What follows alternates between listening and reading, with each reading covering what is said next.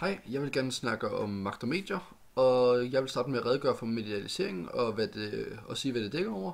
Så vil jeg bagefter undersøge, hvordan medierne har ændret politikken, og så vil jeg til sidst diskutere fordele og ulemper ved medierne i politikken.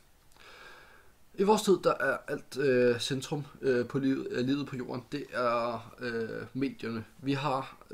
Vi bruger de sociale medier så utrolig meget, og det har samlet verden og gjort verden mindre. Man kan kontakte hele verden bare ved hjælp af en knap nu, og det er jo fantastisk. Vi har integreret medierne i vores dagligdag. Vi har integreret det i vores samfundsinstitutioner, og vi har så godt som selvstændigt gjort medierne som en institution.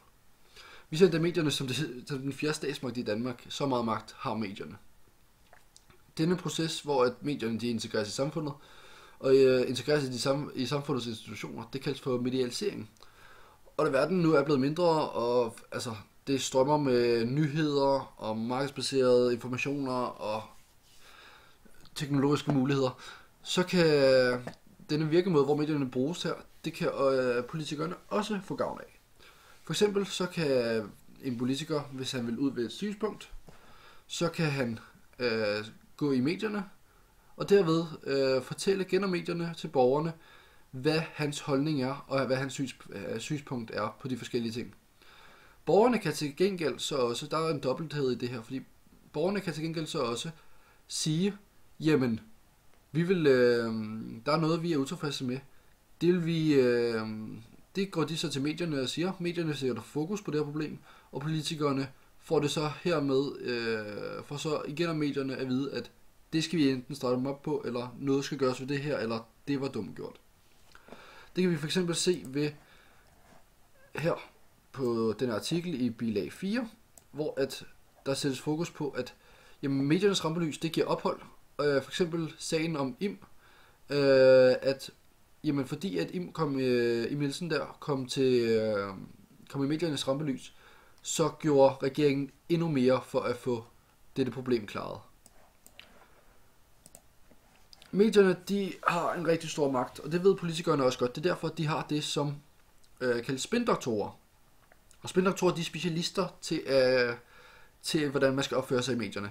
Det er dem, som for eksempel skriver manuskript til politikerne, og ændrer i deres taler, sådan så de kan være helt politisk korrekte, og ikke genere nogen som helst, og sender et godt budskab til folket.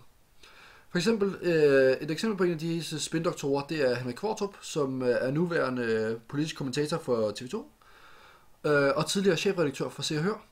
Han var spindoktor for Anders Fogh Rasmussen, den daværende statsminister.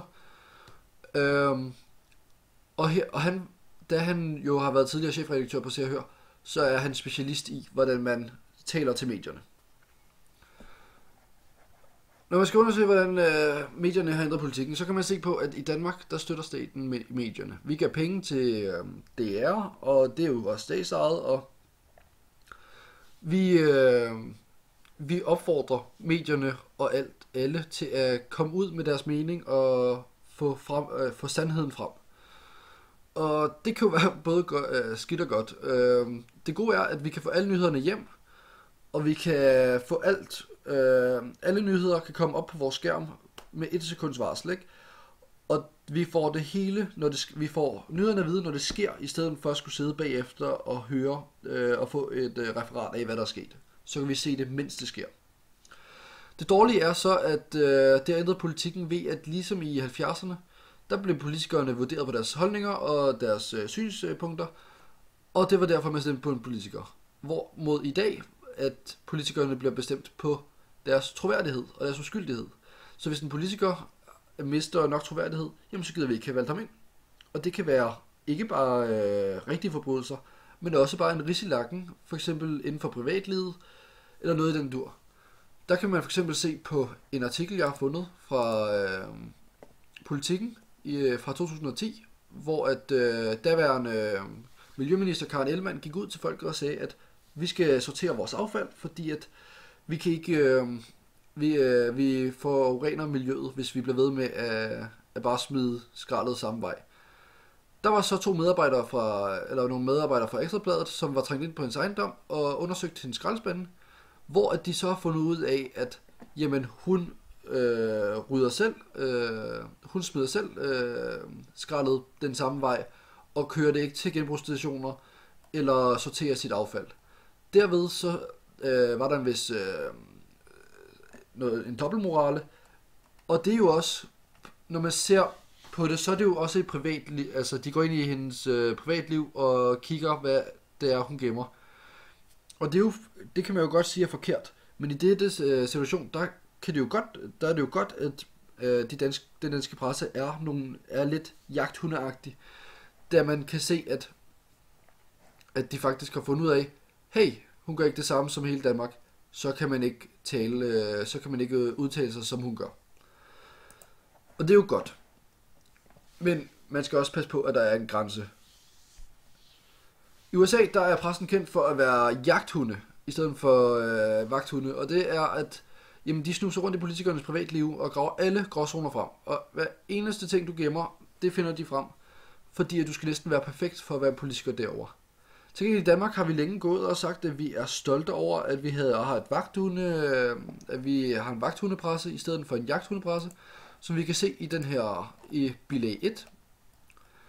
Der står der også i den artikel, at jamen, vi har set os selv som, at vi ikke går ind er ligesom USA og graver hemmeligheder frem i politikernes privatliv, men at vi til gengæld har vagthunde, som våger over demokratiet og sørger for, at det ikke bliver krænket på nogen måde. Det har på det seneste ændret sig, hvis man ser på det, at nu der er pressen ikke bare vagthunde, men nu graver de også selv skandaler op inden for politikernes privatliv. For eksempel vores daværende statsminister kunne ikke flyve på business class, uden at pressen de råbte op om det. Det var Lars Løkke, som havde flået på business class, hvilket han også gerne måtte ifølge lovgivningen. Men det var ikke på sin plads at gøre det, bare fordi at han skulle lidt andet sted hen. Og der fik han en ridse i lakken, selvom han ikke havde gjort noget ulovligt. Og på den måde er vi kommet længere over til at være have en jagthundepresse i stedet for en vagthundepresse. Og når man tænker på, at det er en enkelt billet, så burde vi jo godt kunne give det til vores ledere af landet. Når man tænker på, at USA har 3 fly, som er alle ens, og har både fitnessrum og soveværelser og konferencelokaler, men de 3 fly, alle ens, så terrorister ikke ved, hvilket fly han sidder i, fordi så kan de jo skyde det ned. At man kan se, med det her, så kan man se, at hvis pressen bliver ved med at sådan være jagthunde i stedet for vagthunde, så kan vi jo til sidst ikke have nogen kompetente politikere. Dog så kan man jo sige, at når pressen går så meget i dybden med artiklerne, så vil politikerne også være mere tilbøjelige til ikke at gøre disse forbrydelser, som man kan sige, mod fællesskabet. De vil passe mere på med, hvad de gør, når man ved, at pressen står lige uden for ens dør, og venter på, at man gør noget dumt.